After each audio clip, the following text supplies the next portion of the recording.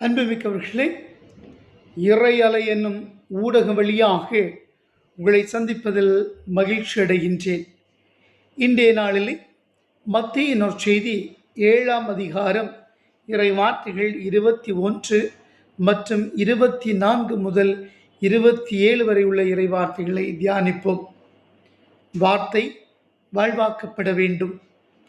நம்பிக்கை நிறைந்த வார்த்தையும் செயலும் ஒரு மனிதரை கடவுள் முன்னிலையிலும் மக்கள் மத்தியிலும் போற்றுதலுக்குரிய ஏற்றுக்கொள்ளக்கூடிய விதமாக இந்த நிலைக்கு ஒரு நபரை உயர்த்துகிறது. எசையா புத்தகத்திலே 26ஆம் அதிகாரம் வசனம் 3 பார்க்கின்ற போது, நேர்மையானவர்கள், மன உறுதி கொண்டவர்கள், கடவுள் மீது நம்பிக்கை உடையோரை அவர் அமைதியாய் உறுதிப்படுத்துகிறார் என்று நாம் பார்க்கிறோம்.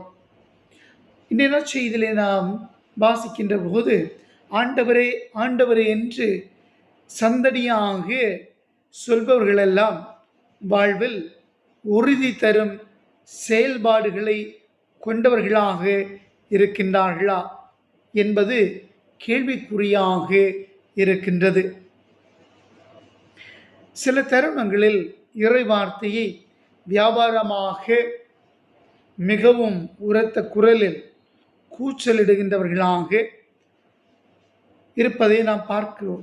அவ்வாறு ஆண்டவரே ஆண்டவரே என்று கூச்சலிட்டு அழைத்து ஒருவேளை இந்த உலகத்தை சார்ந்த செல்வங்களை சம்பாதிக்கலாம். ஆனால் விண்ணுலகில் உள்ள தந்தையின் திருவுளப்படி செயல்படுபவரே உண்மையான செல்வராயிருப்பர் என்று விவிலியம் கூறுகிறது.